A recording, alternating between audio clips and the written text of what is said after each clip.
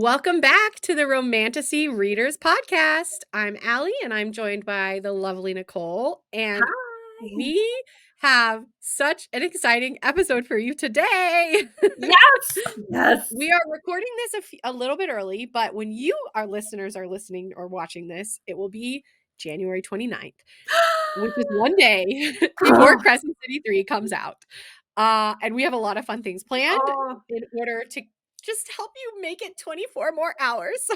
I cannot wait for this day. Like right now is still a couple of weeks away, but when it is the 29th of January, I'm not going to be able to sleep. I'm just going to be like trying to get prepared and just getting ready to go down to my local bookstore and pick up my copy. I'm going to be so excited. Yeah, I know. I today at work took off the 30th of January. I requested a PTO day. I had been thinking I about love doing it. it. And today I was like, you know what? I'm going to a midnight release party. I'm going to be so tired. I know I will start reading at midnight. I'm going to be up late. I'm going to want to read all day. Mhm. I took the 30th off. I was just like, you know what? What is PTO for if not books?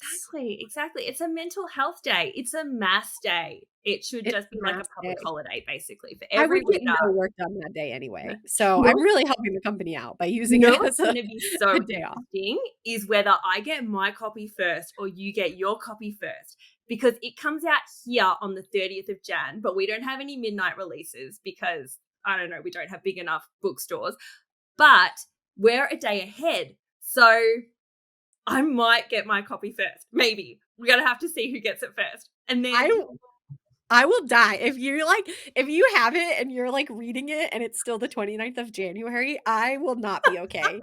Um, I'm gonna rub yeah. it in so bad. I'm just gonna pour it out You and should. go, If "Oh, I was in your look." shoes, I would.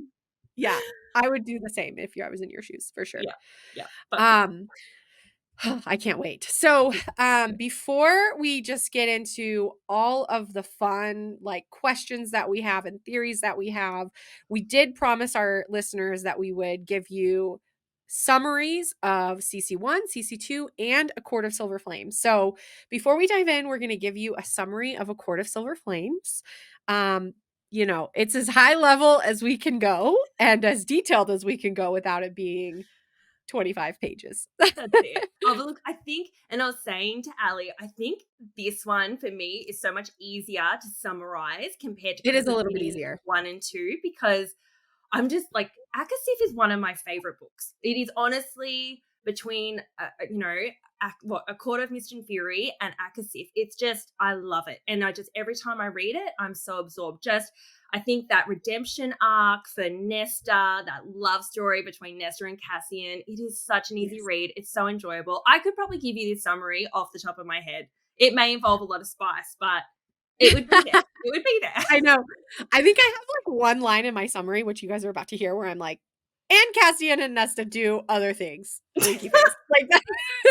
Because you can't I And mean, dot, dot, I dot. was trying to think about, like, what are the critical things you need to know? Potentially, right? I could be wrong, but what do I think you need to know before you read CC3? Spice scene 1, spice scene Spy 2, Scene spice 2, scene 3. Spy Scene 500. Yeah. I did not remember a ton about the plot of A Court of Silver Flames. So, which is Amazing. crazy. Oh, Yeah. well, actually it's not crazy because I just remembered the spice. But Exactly. It's just such a vibe book. It's such it a, is you just such get a vibe so book. invested in the Nesta and Cassian story. And I think because Nesta is healing herself through Cassian's Yeah. lovemaking, like he's healing her in a variety of ways between, doing her exercise workouts and doing the 10,000 steps, and through Cassian healing her soul. And yeah, and it's definitely the first 2 times I missed all the other little Easter eggs that are in there because I did not even think to look at them. I was just jumping Yeah. from all through the relationship. So then to Yeah. read it this Well, and time, you post get Crescent spice, City like, every 2. couple of chapters. So it's like, you're just like, speed, speed, speed, speed through the stuff that's important just to get to even if it's not real Exactly. spice, like, I'm their like, flirting is so good. yep. So Yeah. Sarah J Maas has tricked us so much because, she Yeah, put so many Easter eggs in there in between that she spice. did. And us little romantasy readers, we just flipped straight through that. We're just like, yep, yep, let's get to more spice. And wow, there is so much there. But I will let you get into the summary so that our listeners can hear it. Okay, so there's 4 parts, and I love talking about the part names. It's so fun. They're named Novice, Blade, Valkyrie, and Ataraxia. Um, Ooh, so I don't know. It feels like that really follows Nesta's journey as well. the So, magic blades. Yep. mhm. Part 1, Novice. Nesta's been getting worse in the year after the war, and Feyre has had enough. She forces Nesta to move into the House of Wind, and she must train with Cassian and work in the library. Mm. Nesta is less than thrilled about this, as we all know, and very much resists it. Meanwhile, all of the human queens except Briallyn have gone missing, and the Night Court gang, which is how I refer to like the whole group because there's a lot of characters, they suspect that Briallyn is up to something. Mhm. Through conversations with Eris and Azriel spying, they realize that the Autumn Court High Lord has aligned with Briallyn, and they are searching for something called the Dread Trove, as a way to ultimately find the cauldron. And the Dread Trove is 3, maybe 4 ancient artifacts. The mask, the harp, and the crown are the 3 that we know about. And they all have these magical and kind of evil abilities. Vasa, who is the firebird who came to their rescue in Akawar, if you don't remember who that is, tells them that her master Koche is likely behind all of this. Nesta meets a few potential friends, Gwen and Emery, and Feyre reveals that she is pregnant, and that is part 1. Did I miss anything in Ooh. part 1? Well, only that, obviously Nesta is dealing with a degree of addiction, I think, because she's Yeah. not coped with the loss of her father. She's got a real fear of fire, and she has really turned to alcohol, going to music halls, and has just pushed everyone away. She's pushed away Yeah. Amryn, she's pushed away Cassian, and it gets to the point where she has spent an exorbitant amount on alcohol and food one Yeah. night that they say, right, we're, putting in an intervention. You have to go to the House of Wind. If you don't, we're going to send you back to the human courts. And she's really forced to go up there, and she has to live with Cassian as coming in and out. And she really can't escape, because the only way she can escape is going down the 10,000 stairs, which, I think she can't even do 500 initially. So, and then I She love can't the even house. do like 100. I think she does like, I don't even think she makes it to like 50 the first time. Yeah, it's really short. And she's going down. Okay, this is sorry, I have to pause here. This is something that I never understood. I don't know about you, but, Mhm. like, going downstairs is not that hard. She gets, like, tired after, like, 50 stairs down. I can go downstairs all day. It's It's the the back going up that's up the that's the problem. challenge. 100%. I know, for sure. It's like, I mean, I guess it was the way it was, but like, I guess it's more about the dizziness.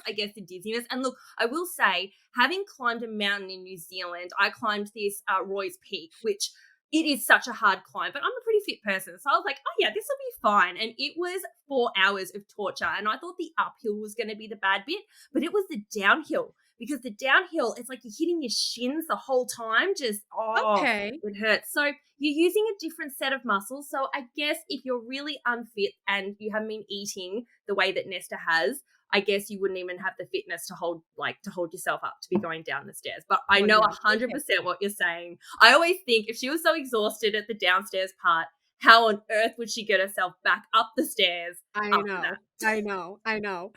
Yeah. Anyway, okay. That was a tangent. Moving Part on. 2. Now we're on to part 2. Nesta convinces Gwen and Emery, who I love, to train with her. And eventually more priestesses even join in. They start implementing Valkyrie practices that Gwen discovers through her role assisting one of the priestesses, Meryl, researching them. Nesta and Cassian really start to take their relationship to the next level. Wink, wink. And through and through some very scary scrying, Nesta discovers that the mask is hidden in the bog of Urid, um, which is described as this like super evil place. Cassian, Nesta, and Azriel travel to the bog, and Nesta dons the mask to save herself from a kelpie, which allows her to raise the dead. She then takes the mask off, which is supposed to have been impossible. Cassian then takes Nesta to a blacksmith to learn how swords are made as like a bonding moment, and she ends up accidentally creating made with a capital M or magic weapons, a great sword, a regular sword, and a dagger. Amren pushes Rhys to use these magic weapons to make himself High King of Prithian. Very interesting. And he very angrily refuses. He does not want to consider it at all. A few days later, Cassian, like a dummy, lets slip that Nesta made magic swords and that Rhys and Amren didn't want to tell her about it. So that was dumb of Cassian. She explodes in anger, makes it down those 10,000 steps, and confronts Amren. And in her anger, she tells Feyre that Rhys and everyone else have been hiding from her that she will likely die in childbirth due to complications with birthing an Illyrian baby. Rhys threatens Nesta after this, and Cassian takes them into the wilderness to hike. Nesta breaks down, has like a crying moment, which is not something we usually see from Nesta, and they stay a week to train and do other things. Wink, wink, again. This part always frustrated me so much. I've loved Rhys the whole way through, ACOTAR, all the books, but I really was frustrated by him in this part in this book because he's so protective of Feyre, and it really annoyed me that he took no ownership of the fact that he didn't tell Feyre that the baby was potentially going to kill her, and he just blames it all on Nesta. Now, yes, Nesta did the wrong thing. She came out, she told her in a bad moment, but it was them keeping the secret. Like, they kept that secret, and it always frustrates me that he was like, I'm just going to kill you for doing that. And it's just like, no, you were at fault there too, buddy. Like, you need to own up to a bit of that as well. The only other bits I was going to add was, if you're really reading for just picking up some extra little Easter eggs, I highly recommend looking at the parts where Gwen is talking about Meryl and the work that Meryl's been doing. Meryl does a lot of work in exploring about the multiple worlds on top of each other, that there's potentially like 26 kind of worlds, galaxies potentially. So there's a lot of really interesting Easter eggs that are there in that section if you want to look at that. And the Urd scene is terrifying, like that Kelpie and the way that he grabs Nesta and is like drowning her and then kisses her with like the fishy decaying breath. It's like, ugh.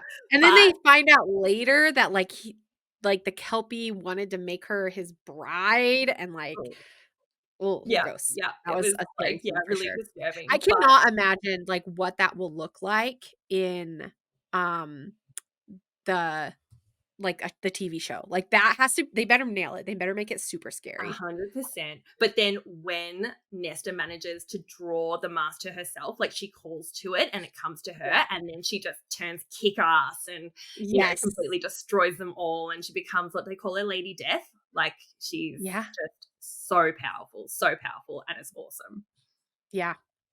Okay, part 3. Once Nesta and Cassian return from the wilderness, Nesta attends a temple service to listen to the music, and she accidentally scries and discovers that the harp is located in the prison. She and Cassian go to retrieve it, and in the process, Nesta uses the great sword to slay Lanthus, a death god that Cassian had initially tricked into imprisonment. Nesta also learns a ton about the prior worlds through this whole scene. So I really recommend going and rereading those chapters, even if you aren't doing a full reread. There's just a whole lot there that I don't know if we can get into, but there's a ton there. On winter solstice, the whole gang travels to the Court of Nightmares, and Nesta like totally entrances Eris with her dancing. After their solstice celebration, Cassian admits that they are mates, and Nesta freaks out, using their bargain to make him leave her, which is just like heartbreaking.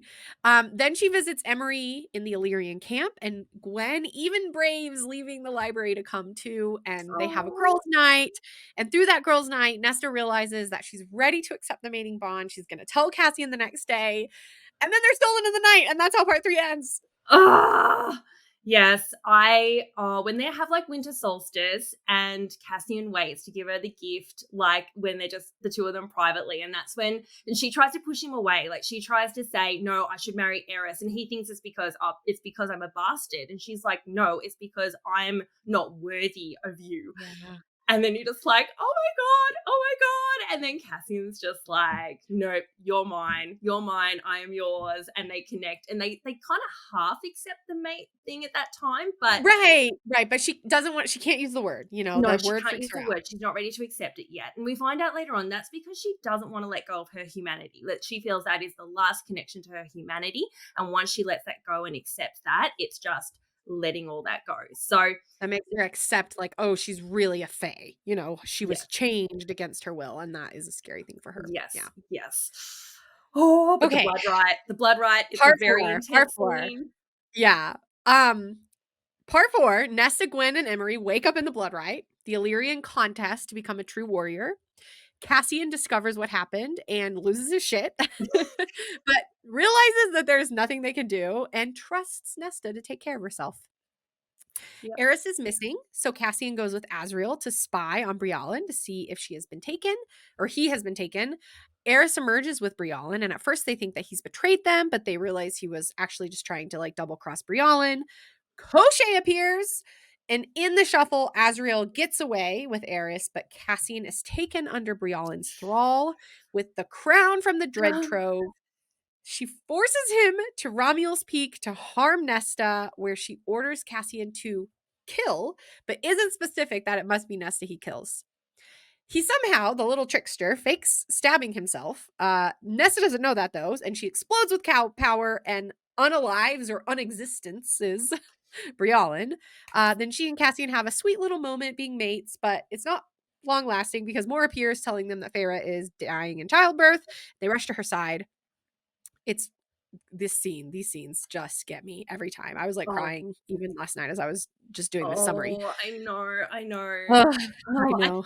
yes, I think quickly, just so you know, during that Ramiel, the blood right, um, so what Nesta has no access to her power. She has no access to her power till it's over, and she has to wait till the dawn. So she's fighting them off physically. She doesn't have access to her power. And there's right at that moment of dawn when Cassian's about to stab himself with the knife, and And like then sun the comes sun over the rises, and she's horizon. like, power, power, Yeah. kill everyone. Yeah. And it's like, yes, that's exactly what we wanted. Well, But this whole section too is written. It's like you get a little snippet from the blood right, you get a little snippet from Cassian. It's not actually. I've given you the summary kind of all at once, but it's this like back and forth, back and forth. It is exactly. so intense. I think once, I mean, in classic SJM fashion, right? Like once you Last get 100 to the last pages, 100 you know pages, what it's going to be. it just gets you. Yeah. Okay, Yeah. so Feyre is dying. Nesta dons all 3 of the Dread Troves and bargains with Death, aka the Cauldron, to save Feyre's life in exchange for giving all of her power back. This Yes. works. And later, Nesta reveals that a different force, maybe the Mother, intervened and allowed her to keep a small spark of her power. Mm-hmm. We find out that Gwen and Emery won the blood right. They touched Romual's Peak, becoming the only 2 people other than Rhys, Cassie, and Azriel to make it. And then Nesta and Cassie are happy and in love. The end. I know. That's There's that's a the whole lot quick more I could tell you, version. but that's That's the the best I quick got. version. Yes. And I think so in that scene where she pulls the dread trove to her and like it's literally in the last second, like Feyre is about to die. Rhys has done everything with his own power and he's at this point where he's realized he does not have the power to save his mate.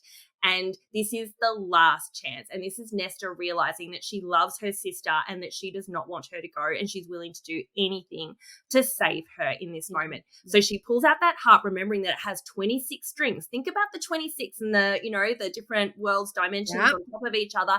That last one is time. So she plucks that one. Time is pause, and that is her chance to talk to the cauldron, possibly the mother, and ask to learn how to save Feyre and the baby. And then she gives up her power and they all hear her saying, I give it up, I give it up, I give it up. So like even Take it. Yeah. Rhys in all his hatred of Nesta suddenly sees that she's willing to give up everything to save his love. And then she's saved and the baby's saved. And then Rhys cannot stop gushing over Nesta and gives them like the Yeah. biggest mate's wedding ever. And it's so Yes. good. And I love this part. I did not remember this at all until I read this in my reread. Nesta tells Cassian that while she was healing Feyre, she also just happened to change a little bit of her own biology so that she'd be able to potentially bear an Illyrian child. I know. So I that's know, exciting. very smart of her to make sure she was thinking of, herself Yeah. and her future Always babies. always thinking ahead, that Mhm. Nesta. Did she help Elaine, though? Elaine would have the same issue. So or will she need it? Like That sounds like a theory to me. I don't know. because, if she ends up with I think Az, you might have there's a the theory on real this. Illyrian, wings to be concerned about. But then I guess if it's Lucian that she's going to end up with, maybe she doesn't need to worry so much. Mhm. Mhm. Potentially. Yeah, that could be a reason why she's not gonna end up with Azriel. But surely Nesta didn't know that at the time, though. But yes, No. there's a little something for you to walk away with and have a think about for the next time. Yeah. Yeah, yeah, yeah. Okay, so before we get into some of our, like, games and rapid fire just questions and gushing, do you have any theories that you wanna bring to the table this week? Yeah, well, given that I've just been talking about Elaine, it might actually be a good time to jump into this is a theory, and it's not just about ACOSF, it's about ACOTAR in general, and it's about the love triangle between Elaine, Azriel, and Lucian, because I've kind of thought about this one for a while, and it's such a hard triangle to try and figure out who she will end up with, because I love Azriel. I would love Elaine and Azriel to be together. However, she is mates with Lucian. But they've never really connected. And I've kind of sat here going, is this one of those times where we're going to see that like the mating bond isn't accepted? Or is this maybe the time where, okay, the other two Bat boys have ended up with one of the sisters? Are all of them going to end up with sisters? Or surely we're going to see something a little bit different for Elaine? But I have come up with a bit of a theory that I think explains why Elaine is maybe actually more suited to Lucian. So first I want to take you to the ball that we talked about earlier that Nesta had to dance with Eris. And in that scene, they all come out in black. They all come out in black for the night Yeah. court. And they talk about how Feyre looks amazing. She's got her black dress on and the baby bump. She looks great. Nesta is owning it. She's owning the black. That's where she's made to be. But they talk about that Elaine, it just washes her out. And as beautiful as she is, Yeah. it's just wearing her. It is just not what she's made for. And that is because I do not think Elaine is made for the night court. I think she is made for the spring court. And I think that this is why she is actually mates with Lucian. Because what I'm thinking about is, Tamlin. Tamlin is there at the spring court He's and he is failing miserably at managing the spring court. yeah. He's lost it. I'm hoping he doesn't get a redemption arc. I think he's gone too far, and I think it's going to come to a time where Lucian is going to actually have to stand up to him, and he's going to actually fight him, possibly kill him, and take over the spring court for the good of the realm. And I think at this time, that is when Elaine is going to go there, fall in love with the spring court, realize that that is her home and where she's meant to be, and that is where she's going to fall in love with Lucian, and they're going to officially become mates. I love this theory because it combines like so many different other theories that I've seen online, but in a unique way that I've never heard before. Because Mhm. so many people say, oh, Elaine is going to end up with Tamlin because her drawer, when Feyre painted the drawers in the very first book, she painted the night sky for herself. She painted silver flames somehow for Nesta, and she Yes. painted flowers and spring for Elaine. And so everyone always says, "Oh, she'll end up with Tamlin," but like, no way. There's Yeah. no way she's gonna end up with Tamlin. I No. love that she ends up with Lucian. I love that the power of like, and I think like the High Lord power of the Night Court will transfer to Lucian, and then they'll rule Yes. in Yes. Well, together. I think that, and I think it's going to come up to Lucian to actually stand up to Tamlin because what we've seen Yeah, about their relationship, like he had to make that break away. He was probably one of the most badly treated by Tamlin in some ways, I like because agree. he was his second man. He was so loyal to Tamlin, and Tamlin really let him down. And he eventually had to make that choice to break away and come to the Night Court. So I do really feel like it's going to come up to Lucian. And I think Lucian has a bit of growing to do in this as well. I think the way he's handled Spring Court, Tamlin, and even his relationship with Elaine. Like he sort of just blurted out, "I'm your mate," freaked her out, and now he's just kind of hovering in the background, kind of like, "Please like me, So please like creepy. me." But Yeah, she's I just know. like freaked out and not wanting a bar of it. Like I actually think he kind of needs to man up a bit and be a bit like, "I'm worthy." And you need to realize that I'm worthy of you and like really just Yeah. step up, be a real man. I think that would actually wake her up a bit to like, hey, this is actually, my mate is actually awesome. But I feel like there is going to be some kind of journey where he needs to take her to Spring Court, realize that he needs to be the one to rule it, and then she becomes High Lady. She becomes High Lady of Spring Court, and it would just be the best. Someone said to me, though, they said, why does it even have to be Lucian that is the, High Lord of Spring Court? Maybe there will just be a High Lady. Maybe it will just be Elaine. Maybe Elaine will rule it as an all-powerful woman. So I don't hate that either. I really don't. I don't hate, the idea that maybe she just somehow takes over the Supreme Court, the High Lord power passes to her as a High Lady. I don't hate that, but I want a romance. I know, I need I want a the romance. romance. So I prefer the romance, And I will say. mean, if we wanted her and Azrael to end up together, we could kind of be like, oh, maybe she'll pull in there. But look, I actually really think Azrael's made for Gwen. And I really want to see Azrael I and think so Gwen too. kind of end up together, because I think Yeah. that will be because she's a bit more feisty. And I think Azrael being kind of so quiet and shadows, he needs a slightly more feisty relationship. And I feel like Elaine is very soft and caring, but yeah, opposites attract a little bit. I like a bit of fire, Yeah. and I think he's going to get that so much more with Gwen. Yeah. Yeah, definitely. Okay. So speaking of the Spring Court, Mm-hmm. I have a bit of a theory that I'd like to bring that that I came up with while kind of doing my summary of ACOSF.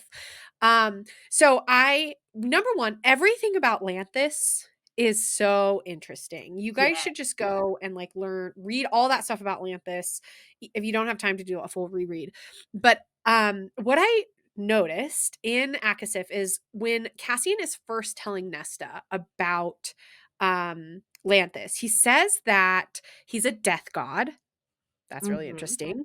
And he says that he fathered many of the creatures in Prithian, but most notably, he fathered the Bogie or the Boggy or the Bog. Okay. I don't know how people say it. The Mm-hmm. Bogge. Yeah, yeah, yeah. um, and later we find out that, because when they're talking to Lanthus in the prison, he mentions something called the Wild Hunt. And Reese explains that the Wild Hunt is where they had these hounds that would hunt, and they're like these terrifying creatures. They would hunt down fairies and capture them and then, suck their life force. Okay. So I was thinking, we also learn in Crescent City that the Crystallos demon was fathered by Apollyon. Interesting like language there. And so what if the Lanthus is the same potential being as the Princes of Hell, and all of those creatures in Prithian are the same as the demons? Because there's all these different kinds of demons. They're, some Yes. of them are higher order, some of them are lower order. They have all these different powers. They're scary. That sounds a lot like all the creatures in Yes. Prithian. So true. That is so accurate. I thought for a second you were going to go, do you think he's Hunt's father? And I was going to go, Oh, oh my God, that'd be crazy. Lanthus. Oh yeah. Change my mind week to week. No, I'm still convinced that Apollyon is Hunt's father, but I think those creatures. So Yes. yeah, Mm-hmm. so that's the theory. And then that theory kind of leads me to like this huge question that I'm swirling with, and I'm so excited to find out about, Yes. which is what are the Vogue? How do the Vogue play into this? What are the Princes of Hell? What are the Asteri? And in that scene where we're learning about the Wild Hunt, Reese actually mentions another kind of creature called the Daglan, that he says are once ruled over Prithian, and they sucked the life force from the world. He says that Lanthus was a Daglan. So what are those? Are any of them the same? Are they all different? I honestly, I thought I had a theory on this. I I don't even know if I do anymore My because mind it's is just getting like, blown, like getting to the point where I'm trying to connect all the dots and then I'm just getting really scrambled. And I'm just like, I'm here for the vibes. I'm just going to read the third book and I'm just going to absorb it because, yeah, I I mean, mean, okay. So I think the Asteri and the, is it Daglian, they Glenn, I sound think similar, like absorbing power. That certainly sounds similar. I certainly think that whole 15,000 years ago, which was obviously around the time of this, the hunt, and that is obviously a time where this was all happening. All these things were happening in concession. And I think that the worlds were more connected at that time because the Asteri talk about that they used to be able to jump worlds, no worries, until the Fae of old closed all the gates to Yeah. prevent that from happening. So definitely they obviously were traveling between worlds and just having a smorgasbord of different power, weren't they? So it makes sense that they were in each different place. Now, obviously, and I haven't reread Throne of Glass series to kind of I pick haven't up either. on the word gates and stuff, but someone said to me that that they do think that the Tavern Mountains, where the Karankui lived in the caves, is probably where that word gate is, and that might be an access point to Ooh. travel worlds. So that could be where how Bryce or how they're potentially connected to Throne of Glass world as well. But I like to think I love the Princes of Hell. Like, I love Apollyon and I And you love want them to all be Aidan. good. Yeah. I Yeah. really want some romance there. I'm so for some romance there. So I don't like the idea of them being Valg. Like, I don't mind if like the lesser demons are more Valg than them, but I like to think that they're like nice high gods that actually live in some beautiful lush hell that's actually really nice. and and that there's a romance there. So yeah, I mean, I don't see them as being purely evil, but that is not to say that there aren't parts of hell that are evil. There are. Right. So Right. are the Valg part of hell, or is it a different world altogether? Yeah. And then let me just throw one more wrench Okay. in this, okay? Because last week I think I shared my theory that I thought that the Princes of Hell were Vogue. I had, reasons for that. Initially I was like, okay, I think the Princes of Hell are Vogue. I think that Asteria or something else. And I thought I was like super convinced that Lanthus was also a Vogue, which would have meant that like those Daglin were the Vogue. But then hang in there with me, Yeah. guys. Okay. Then we can go back to vibes. But then somebody on Instagram reminded me of this passage in Crescent City 2 when Bryce is talking to Regulus. Mhm. And he says to her, "We don't care about the Princes of Hell. They're not our greatest enemy." Interesting, right? I Mhm. was thinking that they were, Asteri Vogue were sort of like Yeah. these two great forces of evil. But Regulus says, like, the Princes of Hell are not our greatest enemy. Our greatest enemy is like something else, this like third kind of thing. Yeah. So now I'm like, okay, maybe the Princes of Hell are not Vogue and the Vogue, I don't know. Anyway, now I'm just confusing myself. But there's just like I can't wait because I need the answers to these questions. I spend too much time thinking about it.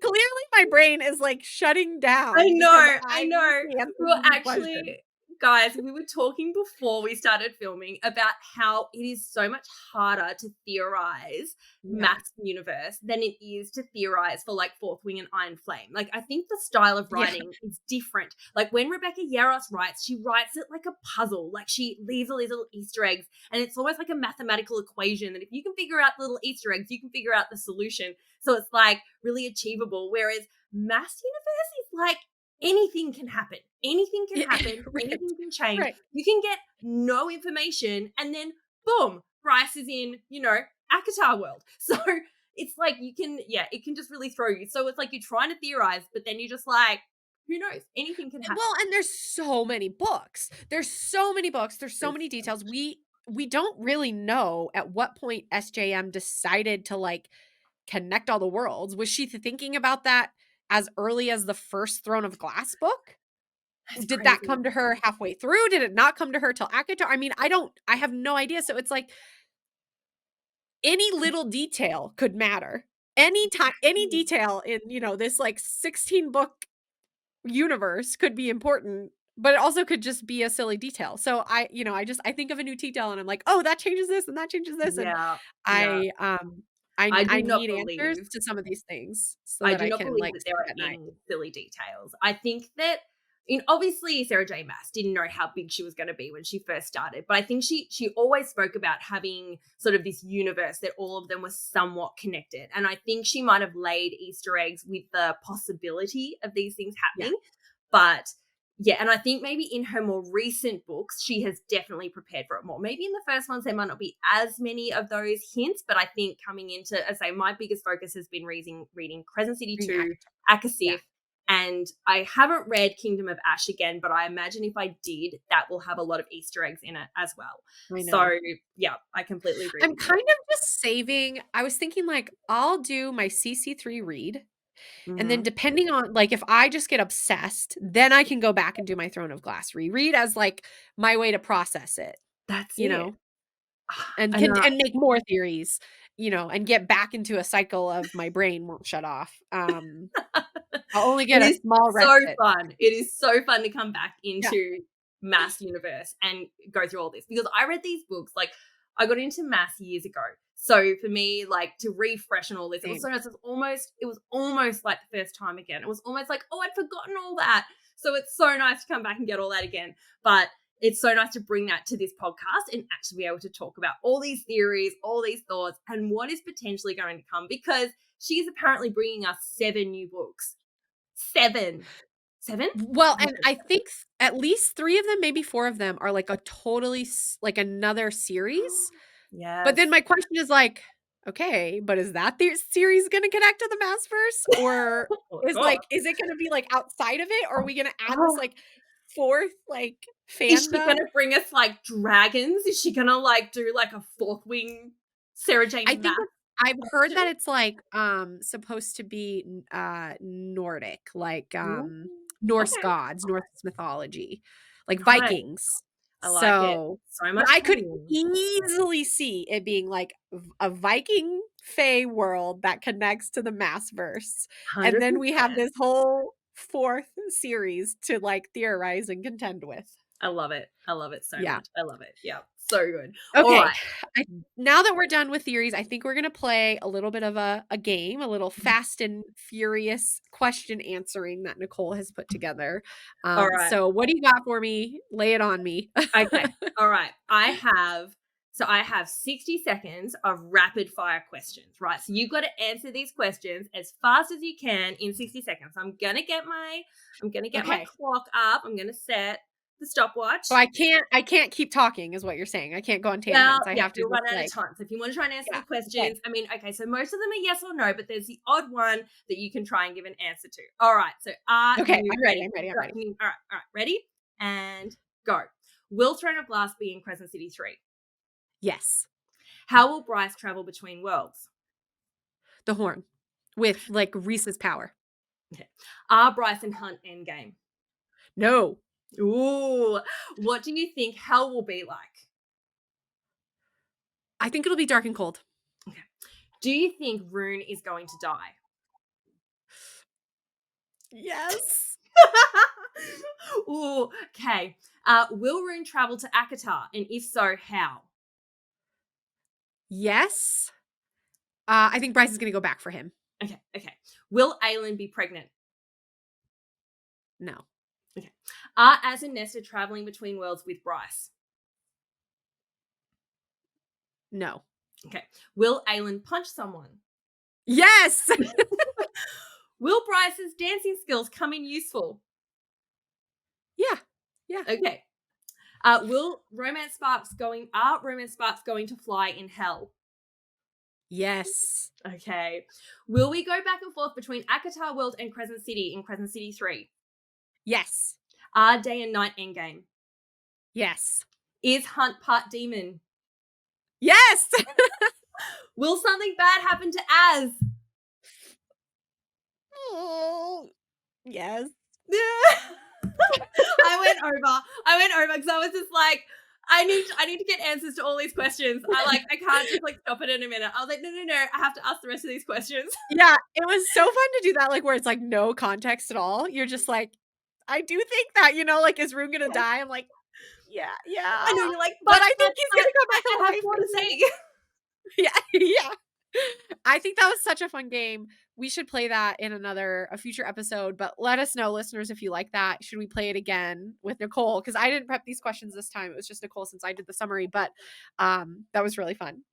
That was super fun. No, I will be very happy to get some rapid fire questions thrown my way. So I think that was a bit of fun for all of us. So, but beyond that, will we get into a few more questions before we wrap up today, just to Yes. talk about ACOSF and what we're going? Because as I said, I can only think of so many theories, but I have more just like general questions. Like, for example, what do you think is going to happen to Hunt in Crescent City 3? Oh my gosh, I do think he's gonna not know Bryce. Mm, Um, I do think that that's gonna be a significant plot point, that he's either having to remember her. I could see, and it would be heartbreaking, but I would kinda be here for it, a world where, like, he kinda forgets her, and then she sort of falls in love with someone else, and then he remembers her, and it's heartbreaking. Um, I don't know if this will happen in the next book, but I do think I think he will die. Um, Oh. might come back to life, Mhm. but in, like, every story about Orion is killed by his lover.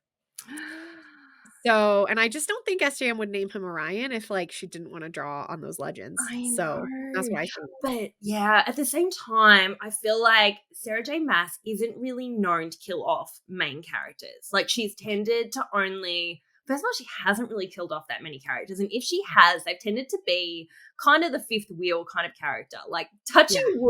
touching wood, we have not Yeah. yet had her kill a major MMC or main character. Like, That didn't come back because Reese died, but then he came back. But that's what I'm exactly. saying is, like, maybe Orion will die and then Yeah. he'll come back. Yeah, I don't yeah. know. I'm sure there's going to be a comeback, but I think Yeah. that's a very interesting theory, and we'll just have to see what happens to Hunt. I agree. I think he's going to have lost all his memories and he's going to be completely controlled by the Asteri. So he's potentially going to be quite an evil, bad character. And I think Bryce will end up having Yeah. no choice but to kill him because he will be sort of so evil and bad because he's being That's controlled. it. Maybe that That will is be it. what will bring him back, though. Maybe he has to die to regain his memories and stuff. So maybe, Oh, yeah. he'll die and then she'll find some way to bring him back to life. I don't know. Maybe like Nesta will come in with the dread trove or something and like rescue him or something like that. So Yeah. Well, like, he is always killed by his lover, Athena, because he's, like, doing something, like, bad, or, like, he's trying to, like, do something in, like, the ocean. So, it makes a lot of sense. It it makes a lot of sense. does. It Um, does.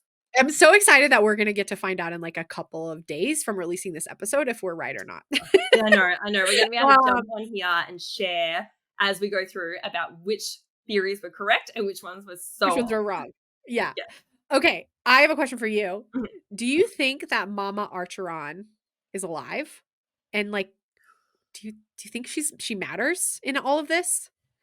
It's such a good question. She's such a lost character. Wait, no, she died, didn't she? Because Well, okay, they say that she died from this illness where she just yeah, wasted away, and yeah. one day she just, wasted away. That seems like a really easy death to fake to me. Mhm. Okay. Um, and the reason I'm asking, because initially I thought, okay, her mom is dead, Yeah, right? This yeah, is an orphan story, whatever. But in ACOSF, they talk a lot about their mom. they They talk do. about how, like, Nesta the favorite.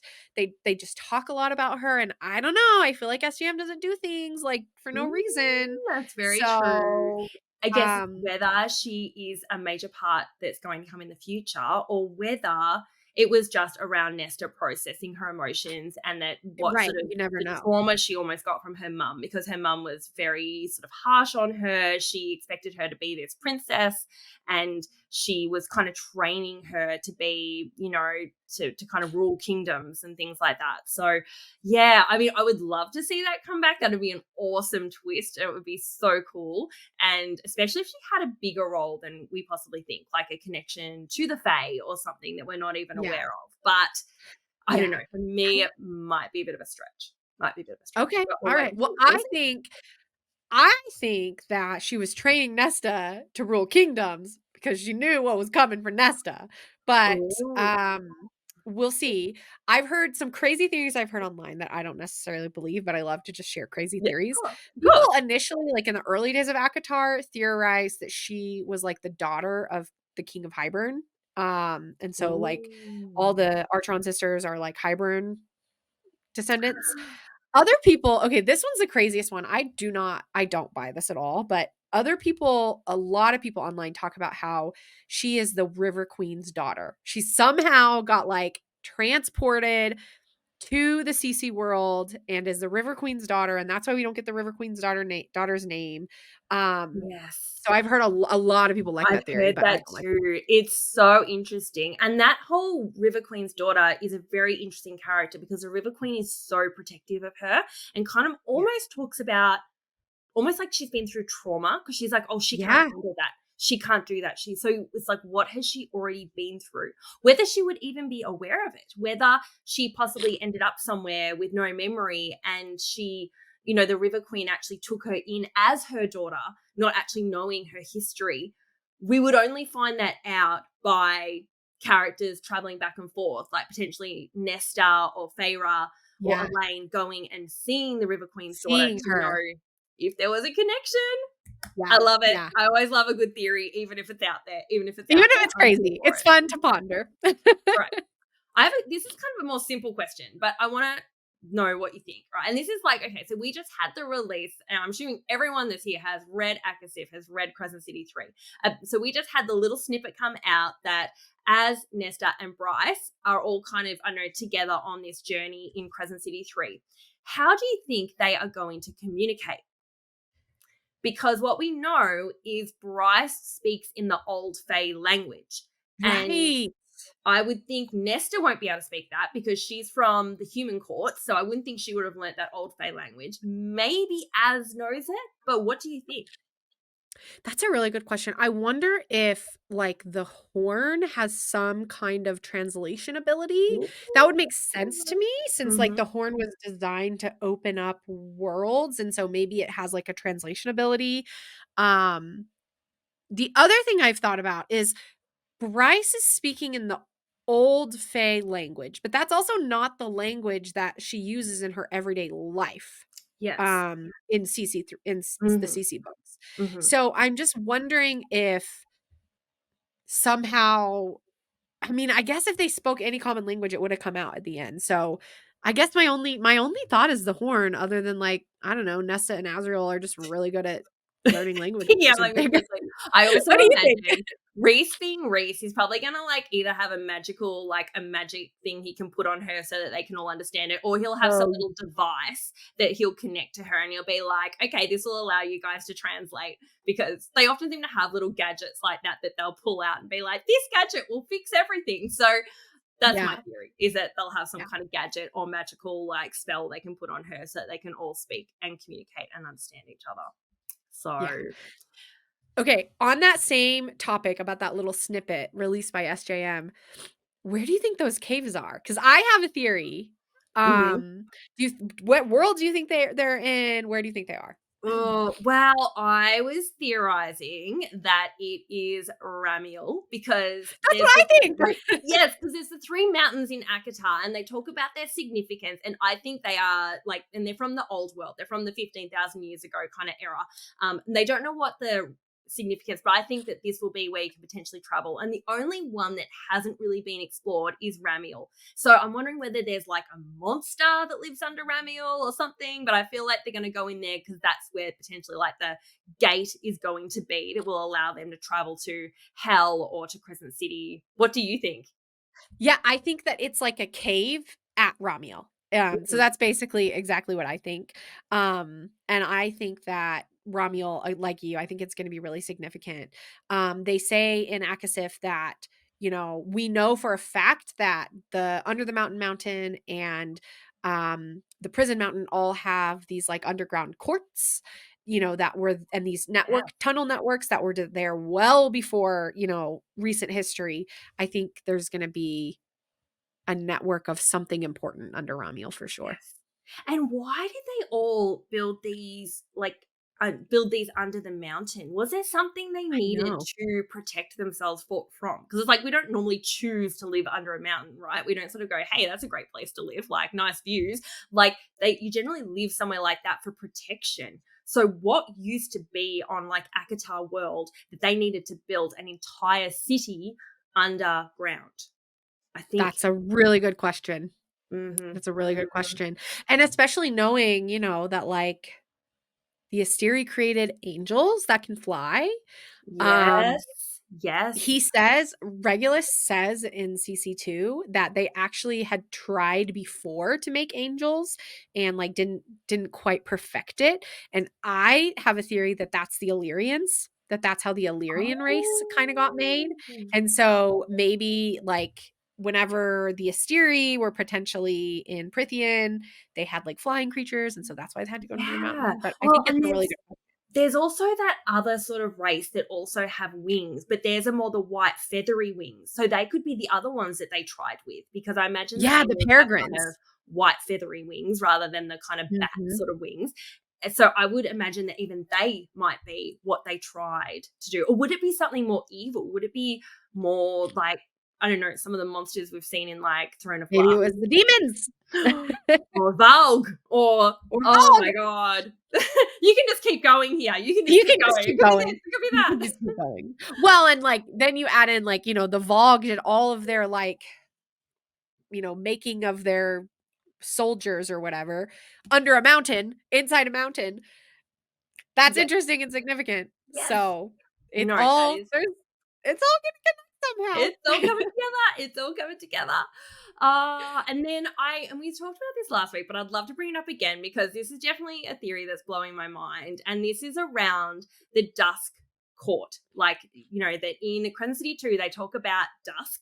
Yeah. And that theoretically, this is possibly where the prison sits, like where the prison sits in Akatar world, that they speak about it being sort of empty, feeling like there was something there. When she finds the harp, all these things happen when she's picking up the harp. Like, she feels people being kind of dragged through time, through dimensions, getting pulled into the walls. I don't know. What were your That they've thoughts been when you read that tricked. part? Yeah, she finds out that they had been tricked, that, they're like, "Oh my gosh, this isn't, happening." Um, and I think that that is the moment that the Fae from Prithian got pulled over to Midgard. That's I think that's the Mm. moment. That's my theory. Yeah. And I think they were the Dusk Court. It was an eighth court. Mm-hmm. Cassian even tells Nesta in that scene, like just a few chapters before that, that Reese suspects that the island the prison was on was an eighth court. Um, Another really interesting thing that I was just remembering the other night is in like Akawar, so this is like several books ago, maybe even Akamath, at Mm-hmm. some point Reese has to go to the Court of Nightmares and request from Mor's father that his harbingers or his soldiers fight for him. And Yeah. Feyre's like, "Can't you just make them?" And he's like, "No, there's an old agreement with the Court of Nightmares, that they have to agree to it, right? They can't be forced into fighting like the Mhm. Illyrians can." And I think that that is like the agreement between the Night Court and the Dusk Court. Like when they merged, they had an agreement. So I Yes. think that like the Dusk Court was like Valaris and the Yeah. island, and then I think that the Court of Nightmares was the actual Night Court. But Oh, it's so that's what I interesting. think. Ah. I know. Okay, I'm gonna pivot because Okay. on this and go a little bit of out of the ACOTAR world. Okay. One of the questions that has always burned me before I even Mm. knew that the Crescent City and ACOTAR worlds connected is like, who the heck is Jessica? She is like this all powerful being. She has this great library. She communicates with Adis at the end of CC1. Who could she Yes. be? She knows who Hunt's father is. Like, I she was know, a she we know has that she so was a much witch knowledge. before she She's joined so much How. more. Because what do we think? It's how she's just sort of like a witch and she's got power. She can like turn you into a toad, that sort of thing. Yeah. She is very bonded to Bryce, but she potentially knows who Bryce really is and knew the significance of Bryce. So she knew she needed to grow her. She is so much more important. I kind of almost wonder if she's a little bit, and this is a big theory, if she is like Amryn.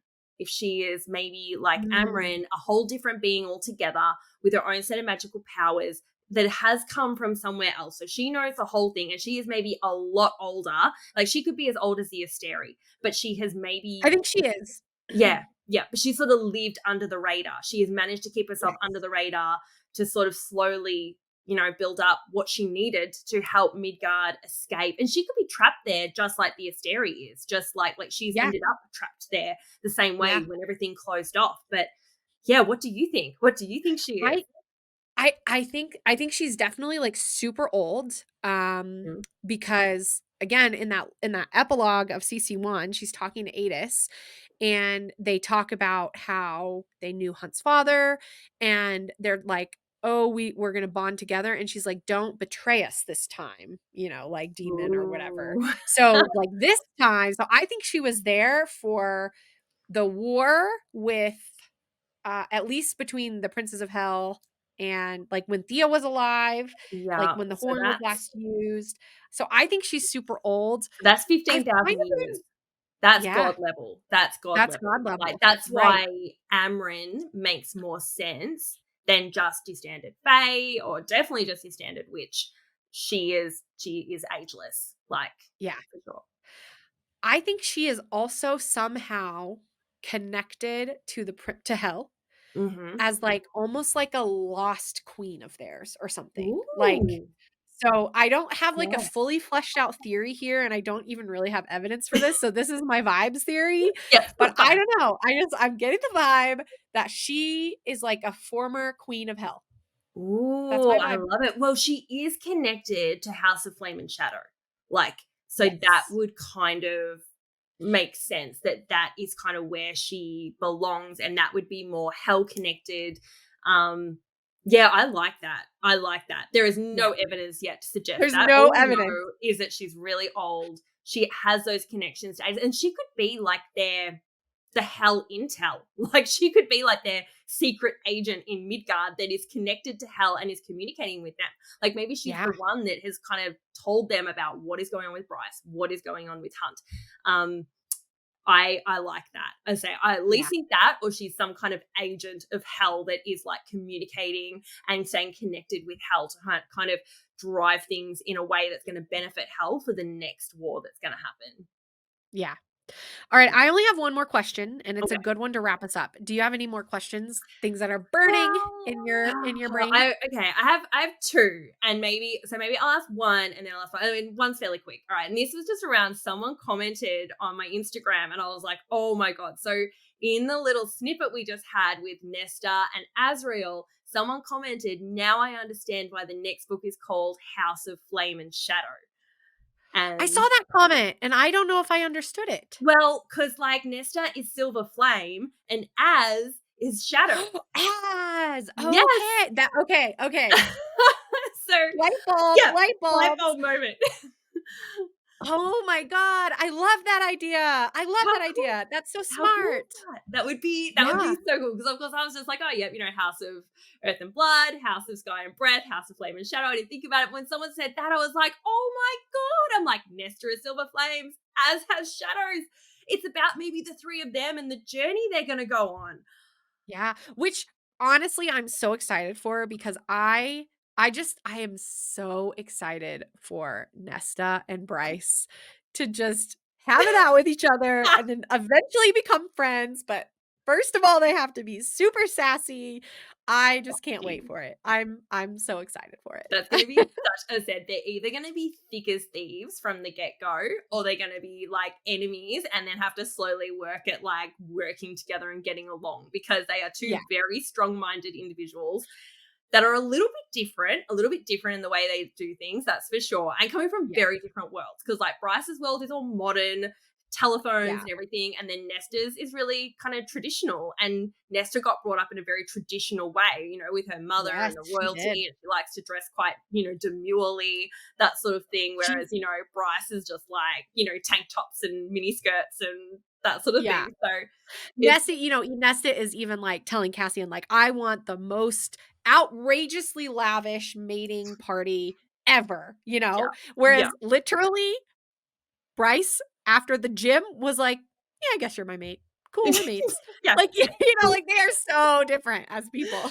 So different. Like Bryce is gonna be there, like, let's order pizza. And like Nessa's gonna be like, no, we're having like a No. 3-course dinner, thank you very much. With like at the Yeah. House of Wind, and you can come a free present, and there will be a ton of cutlery and You silverware will that you will dress have to wear. appropriately and I love it. I love it. Okay, what's your other question? So my other question was around Starfall. What do you think Starfall is? Because they kind of talked about it, and they were like, I know in one of the previous books, they were like, oh, we don't really know why it happens. They weren't even sure if it was a good thing or not. And Yeah. I'm curious what you think. What do you think Starfall is? That is such a good question. I think it has to be souls Mm-hmm. traveling. I think Yeah. it's souls definitely traveling. It happens when, like, the barriers between the worlds are kind of thinnest is what I think they Yes. say. And so that's why, you kind of see it at this one time. Um, but I don't know if I know if it's Yeah. if the souls are safe or if they're in peril. Yes, I could see it going both exactly. ways, right? I It could see it seems just being like, there's these wandering souls and, like, they're happy and safe and whatever, and you see them once a year, or I could see it as, like, they're these trapped souls that we have to rescue, like. yeah, exactly. I mean, it feels a bit like I mean, when they're in Starfall, it seems like a really nice event and they're all happy and it doesn't have a bad vibe. There's like, oh, something's bad happening to people. But it is interesting that it happens on the night where that veil is the thinnest. And they talk about that in Crescent City 2 as well. And I guess some of my thoughts was around First Light and Second Light and whether it had something to do with the souls of like Second Light maybe, and it's somehow traveling. I also wonder if it has some kind of connection to that dust court and whether there are these souls, even the way that the souls felt like they were trapped in the wall, like they were trapped in the wall. Like, Yeah, yeah, would it be yeah. some kind of connection to that these souls are forever trapped in this constant rotating, like the way that Bryce has kind of traveled between worlds? Well, maybe these souls are trapped, and every year this is when they see them coming around, which would be pretty Like, horrible. maybe But when they, like, sealed off all the gates and destroyed the horn, a yes, bunch of souls got trapped. Like, got maybe they, like, trapped. used to Yeah. travel all the time, and then when they sealed the gates, they couldn't travel anymore, and they get trapped. Oh, that would be like so horrible. Yeah. But like, Well, and oh, I don't know if you remember this, but in Kingdom of Ash, mm-hmm. when, Aelin is, sort of, like, traveling through the world gate or whatever, she's kind of, like, zooming past all these worlds, which now I think we all know are the worlds. She sees a pregnant fae and a Yeah, tall, handsome man with her, which has yes, to be, recent. Feyre and Rhysand at the Starfall, Mm. she's pregnant, so it has to be a Starfall that we haven't necessarily seen because we don't see, or well, we see Starfall in ACOSF, and Feyre is pregnant, but we don't see Feyre at that event, so it has to And be there. was that because when we were just in ACOSF, they spoke about the ominous kind of red bolt that came over the world that they're all really concerned about. They said, "Oh, there was this red kind of Yeah. starfall or something," and it was like a really ominous sign that they were really concerned about. And Reese was looking into it. Was that Aelin?